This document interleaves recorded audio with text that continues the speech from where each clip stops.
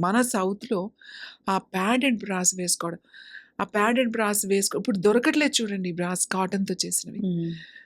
అన్నీ కూడా ఎక్కడికెళ్ళండి nylon, synthetic, sweat absorber అంటాడు. హ్మ్. నాకు స్వెట్ ఒకటే అబ్జార్బ్ చేస్తే సరిపోతదా? స్వెట్ అబ్జార్బ్ చేస్తదండి ఇది మెటీరియల్ అని చెప్తున్నారు. హ్మ్. ఎంత కష్టమైపోతుందంటే ఎవరు వాడట్లేదు. అందుకే కంపెనీస్ కూడా ఎవరు తయారు చేయట్లేదు. అవును. ఆ ఫ్యాన్సీ బ్రాస్ వేసుకుంటారు. హ్మ్. నేను ముందు గూడా చెప్పా. ఈ బ్రాస్ పూర్తి కాటన్‌తో ఉండాలి. హ్మ్. కాటన్ మెటీరియల్‌తో తయారయ్యి ఉండాలి. హ్మ్. కొద్దిగా ఒక 10%, 20% ఈ నైలాన్ అలాంటివి మిక్స్ అయినా పర్వాలేదు. హ్మ్. కానీ 80% అంతా కాటనే ఉండాలి. హ్మ్.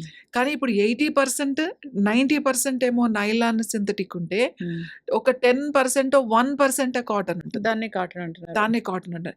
ఇవాళ జిమ్‌కెళ్ళేవాళ్ళు. హ్మ్. ఆ జిమ్‌లో వేసుకునే వాళ్ళ లెగ్గింగ్స్, వాళ్ళు వేసుకునే ఈ స్పోర్ట్స్ బ్రాస్, వాళ్ళేసుకునే T shirts, even men and women వీటి వలన వాటి లోపల ఒక ఫంగై తయారయ్యి హ్మ్. అది స్కిన్ ఇష్యూస్ వస్తాయి. ఎంత సివియర్ ప్రాబ్లమ్స్ వస్తున్నాయో వాళ్ళకి. హ్మ్.